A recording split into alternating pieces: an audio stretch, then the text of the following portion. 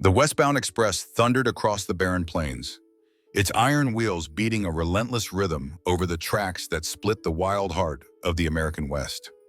Inside the Union Pacific's most exclusive carriage, the air smelled of leather and polished mahogany.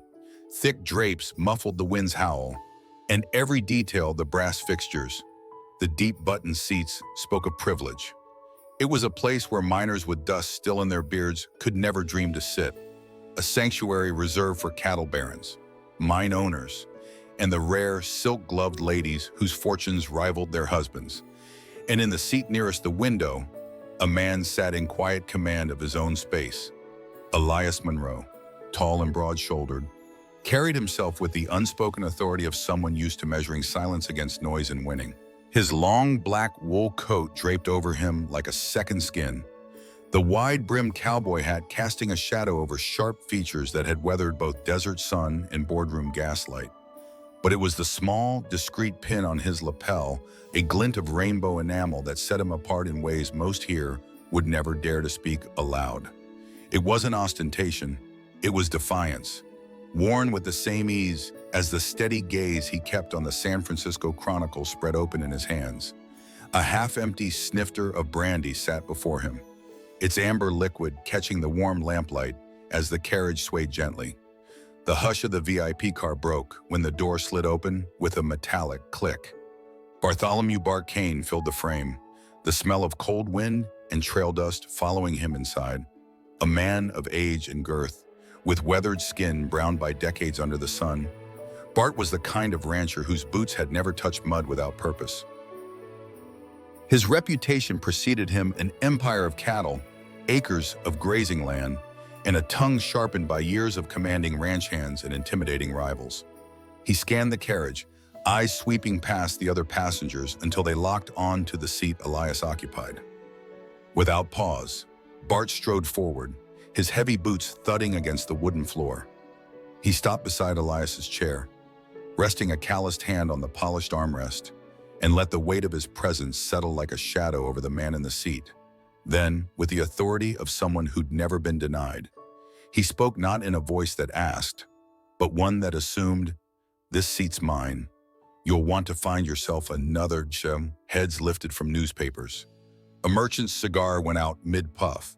A lady in pearl earrings adjusted her gloves, feigning disinterest, but leaning just enough to hear. Out here, in this rarefied air, confrontations were entertainment, and this one was just beginning. Elias didn't move. The page of the newspaper turned slowly, his fingertips deliberate on the crisp print. The faintest trace of brandy clung to the air between them. He could feel Bart's scrutiny shift, the man's eyes catching the rainbow pin and holding on it just a little too long. The meaning wasn't lost, neither was the judgment curling at the edges of the rancher's smirk. In a place where appearances dictated value, the wrong kind of difference was a provocation. The Union Pacific carriage had seen deals worth thousands struck over its tables, but now it held something quieter, sharper, a test of presence. Elias knew this wasn't about a seat. It rarely ever was. Out here, domestic challenges wore familiar disguises: land disputes, cattle rights, mining claims, and sometimes, as today, they took the shape of a leather chair by a window. Beyond the glass, the prairie rolled by in an unbroken expanse of gold and rust, the horizon cut only by the steel thread of the tracks. But inside, the air thickened. A few passengers shifted, glancing between the two men, waiting to see which one would yield first. Elias's eyes didn't lift from the column of newsprint, yet there was a stillness about him, a weight in the choice not to speak. Sometimes the loudest statement is silence, especially when you know exactly who you are and you've paid the cost to be that person. And in that moment, Elias understood something every passenger on that train would learn. Before the journey's end, the right to a seat isn't given by the price on a ticket, but by the refusal to surrender your place in the world. If you want to hear the rest of Elias Monroe's journey, stay with Heart's story, where every story we tell carries more than just an ending. It carries the truth of why it matters. The sway of the Westbound Express continued, the wheels grinding a steady cadence into the rails. But the atmosphere in the VIP car had shifted. Bart Kane's boots planted themselves firmly beside Elias Monroe's seat, his shadow stretching long under the carriage lamps. In his thick fingers, a stiff piece of card caught the light, his ticket, embossed with the gold trim reserved for the highest-paying passengers. He held it aloft like proof in a trial, his voice rising enough to carry down the narrow aisle. "Paid more for this spot than most prospectors earn in a month," Bart declared, his drawl tinged with the confidence of a man used to buying his way forward. The words hung in the air, heavy and deliberate, but it was the glance quick, cutting toward the small rainbow pin on Elias's coat that carried the real message. "Not everyone belongs in this car," he added, quieter, but sharp enough that those near the front pretended not to hear. The train attendant, a wiry man with a neatly pressed vest, appeared from the adjoining compartment. He knew Bart Kane's name. Most of the crew did. The rancher shipped cattle by the hundreds on these very tracks. Stepping past a pair of wealthy miners who were watching with thinly veiled interest, the attendant stopped by Elias's side. His voice was low but not private enough to mask the undertone of suggestion. "Sir, perhaps it would be best if you moved to another seat. We'd like to avoid any disruption." The words were polished, but their meaning was unvarnished. This was not a request built on rules or fairness.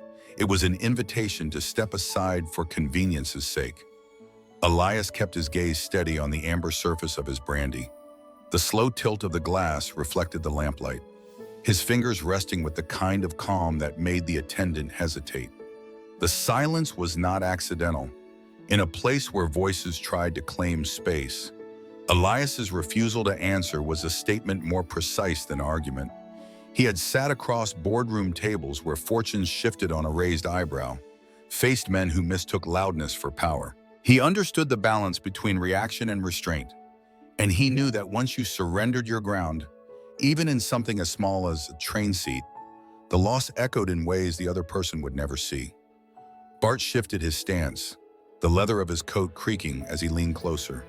The rancher's breath carried the faint scent of whiskey and trail dust, the kind that spoke of long nights and open fires. He smiled without warmth, certain that the weight of familiarity with the staff, the currency in his ticket, and the unspoken rules of this gilded compartment would be enough to make the man before him stand. Around them, the carriage was caught between pretending not to watch and leaning in for the outcome. A woman in an ostrich feather hat adjusted her seat to see better. One of the merchants on the far side raised his paper, but his eyes didn't follow the print. A quiet tension began to coil, thread by thread, as the wheels rattled over the tracks. The attendant cleared his throat, a small cough swallowed by the hum of the train. He wasn't a man who enjoyed confrontation, and yet here he was caught between the expectation of a prominent passenger and the unshakable composure of another. Elias still had not spoken, and that stillness was beginning to feel heavier than any exchange of words. Prejudice often arrives dressed in civility. It smiles while moving the boundaries, convincing others it is only making room for peace. But those who have been on the receiving end know the truth every time you're asked to step aside for someone else's comfort. It plants the seed for the next time, and the next. As the train cut through the prairie darkness, Elias's silence became more than personal defiance. It became a mirror, reflecting the discomfort of those who saw themselves in Bart's sense of entitlement. Some shifted in their seats not because they disapproved, but because they recognized the pattern. It was a quiet education, the kind that unfolds not through lectures, but through the stark contrast between dignity held and dignity denied. By the time the next carriage lamp flickered, no one in that compartment could pretend they hadn't felt it, that unyielding presence, reminding them that the moment you decide who belongs is the same moment you reveal your own smallness. The Westbound Express roared deeper into the heart of the plains, its lamps swaying gently with each bend in the track. Outside, the landscape was fading into the muted gold of late afternoon. The sky stretched wide and endless, but inside the VIP carriage the air was taut, as if the tension itself had weight. Bart Kane had not moved from Elias Monroe's side. his presence pressing in like a shadow that refused to shift. The earlier exchange had simmered without resolution, and now the heat of it was ready to spill over. From the far end of the car came the deliberate stride of the head conductor. His uniform was immaculate, from the silver trim on his cuffs to the shine on his boots, and his expression carried the authority of a man who was used to settling disputes quickly. He stopped beside Elias's seat, his eyes moving from the rancher's upright frame to the man sitting in composed stillness. His voice was firm, pitched just loud enough for the surrounding passengers to hear, without leaning in. "If there is a seating dispute, sir," he said, addressing Elias with professional detachment, "it would be best to move to second class and resolve this matter quietly." The words were not shouted, but their weight was unmistakable. In this space, the one with the most visible allies often won by default. Bart Kane's posture shifted, his shoulders relaxing just enough to betray satisfaction. The small smirk tugging at his mouth was a sign that he believed the outcome was his. He didn't speak. He didn't need to. The message was clear: wealth, influence, and the right kind of connections were enough to shape the rules to his liking. Elias set down his glass of brandy with a deliberate care that made the moment feel heavier than it should have. His movements were precise, as if each one was being weighed and measured before being allowed into the world. He reached down to the leather satchel, resting against his leg, the soft creak of worn hide cutting through the low murmur of the carriage. From inside, he drew out a thick envelope sealed in red wax, the insignia pressed deep into its surface. Without a word, he extended it toward the head conductor. The man hesitated only briefly before breaking the seal. Inside was a document, the heavy parchment edged with the faint watermark of a New York bank. At the top, in bold, inked letters, was a formal declaration. Certificate of Ownership, Union Pacific Railroad Company. Below it, the language was cold, factual, an absolute confirmation that Elias Monroe was the legal holder of 68% of the company's shares. The embossed stamp shimmered under the carriage light, and at the bottom, a signature written in a hand both elegant and resolute: Elias Monroe. The head conductor's posture shifted almost instantly. His brows lifted just enough to betray his realization, and a quick intake of breath escaped before he caught himself. He read the document again, slower this time, as if to be certain that his eyes were not deceiving him.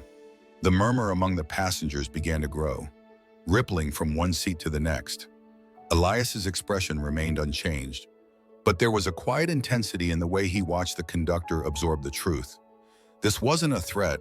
It wasn't even a challenge. It was the simple act of revealing a reality that could not be bent by opinion, prejudice, or social alliances. For Bart Kane, the sight of that document landed like a blow. His jaw tightened, his ruddy complexion deepening as his certainty began to unravel. What had been a matter of dominance was now something else entirely, a reminder that the assumptions people make about who holds power often say more about them than about the person they're trying to push aside. The silence that followed was not the stillness of indecision. It was the quiet that comes when the truth has just rewritten the rules in the room. Outside, the train pressed on toward the horizon, but inside, the weight of that paper had shifted the balance entirely. In life, there are moments when the facts speak louder than voices, and when they do, they not only correct the injustice in front of you, they reveal the fault lines beneath it. On that train, in that instant, everyone could see how quickly the ground could change beneath their feet when the truth was allowed to stand unchallenged. The head conductor's fingers tightened slightly around the parchment, the weight of it far greater than the ounces it measured. In that moment, the polished brass lamps seemed to glow brighter, reflecting off the ink and embossed seal like the truth demanding to be seen. The surrounding passengers were caught between disbelief and fascination. A few craned their necks, others whispered behind gloved hands. No one in that carriage could mistake what they were witnessing. The man who had been asked to leave was not just another passenger. He was the principal owner of the very rails they were riding. Bart Kane's lips parted, but the words refused to form. His eyes darted from the certificate back to Elias Monroe's face, searching for some crack. some possibility that this was a mistake. But Elias remained steady, the faintest trace of a knowing smile resting on his features. "You?" Bart managed at last, the sound a hoarse whisper that carried the weight of disbelief. On this line, Elias's gaze was unblinking. "You just asked the majority shareholder of the Union Pacific Railroad to move to second class," he said evenly, his tone not raised but resonating in every ear. "Because you believed I didn't fit in this car." The head conductor's composure slipped only for an instant before he bowed his head. "My apologies, Mr. Monroe." Behind him, the attendant who had first approached Elias lowered his eyes in embarrassment, the polished surface of his professionalism now dulled by shame. Around them, the air was thick with shifting judgment. The same passengers who had sat in neutral observation were now recalibrating their loyalties. A wealthy mine owner adjusted his tie. The woman in the ostrich feather hat gave a stiff nod in Elias's direction, as though reassessing the man she had earlier dismissed as a curiosity. Elias let the silence work. Then, with measured precision, he turned his gaze to the head conductor. "This train will stop at Carson City in 20 minutes. See that Mr. Kane departs there. And make certain every member of your crew understands we do not turn away paying passengers for any reason of prejudice. Not under my ownership. Not ever." The authority in his words was not a performance. It was the simple clarity of someone who did not need to raise his voice to be obeyed. The head conductor nodded, folding the certificate back into its envelope with deliberate care before handing it to Elias, as though returning a royal decree. Bart's broad shoulders seemed smaller now, the swagger in his stance reduced to an uneasy stillness. He glanced toward the door at the far end of the carriage, the space that would soon take him away from the comfort he had presumed was his by right. His eyes shifted to the other passengers, looking for support, but found only polite avoidance. Elias took a slow sip from his brandy, not out of indulgence, but as a signal that the matter was settled. Outside the window, the sun had dipped lower, casting the prairie in streaks of orange and shadow. The iron rails stretched endlessly ahead, a reminder that power, like the tracks themselves, was built by those who had the foresight to lay it down long before anyone thought to challenge it. What had unfolded in that carriage was more than a dispute over a seat. It was a rare moment when the mask of assumed authority cracked, revealing the truth beneath. In every society, there are those who believe the world will bend for them because it always has. But real authority does not come from habit or intimidation. It comes from responsibility, from the willingness to use it not for exclusion, but to keep the tracks clear for all who travel them. And as the Westbound Express sped toward Carson City, the lesson lingered in the quiet between the rattling wheels. The moment you use power to uphold dignity instead of diminish it, you not only protect your own place, you protect the very ground others will walk on after you. The Union Pacific's whistle pierced the cooling evening air as the Westbound Express slowed into Carson City. The platform was a haze of dust and lamplight, the silhouettes of porters and travelers shifting in the dim glow. The VIP carriage remained hushed, though every eye was fixed on the man who now stood in the aisle with his hat clutched stiffly in his hand. Bart Kane's boots scuffed against the polished floor as he made his way toward the door, each step a reluctant surrender. Outside, the dry wind tugged at his coat as he stepped down onto the wooden platform. A station boy hurried past with a stack of telegrams, barely glancing at the rancher whose name had carried weight in so many places, just not here. Not anymore. The train's crew closed the carriage door behind him, sealing off the dust in the sight of him standing alone as the wheels began to turn again. Inside, the mood shifted. The passengers, still murmuring about what they had witnessed, watched as Elias Monroe rose from his seat. He crossed to the sideboard, set down his empty brandy glass, and picked up the decanter to pour himself another. The golden light caught on the rim of the crystal, casting small patterns across the wood-paneled walls. When he spoke, his voice was even, carrying clearly to every corner of the carriage. "From this day forward," Elias said, "Union Pacific will establish the Rainbow Rail Fund. It will provide free tickets and guaranteed safe passage for any LGBT passenger traveling between states.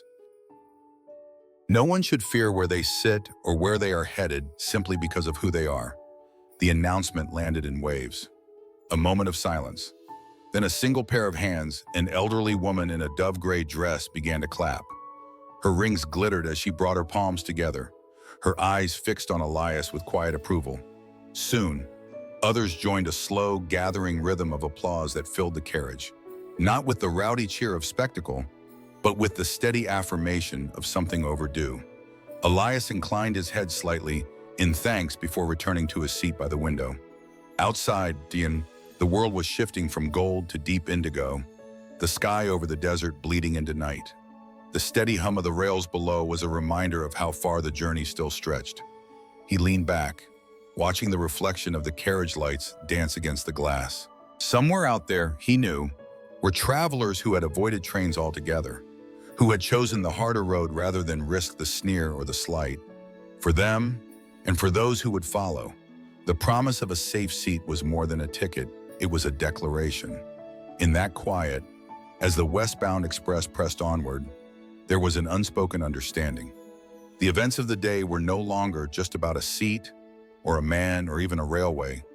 They had become a thread in a larger fabric, one woven by those willing to plant something enduring in the path they traveled.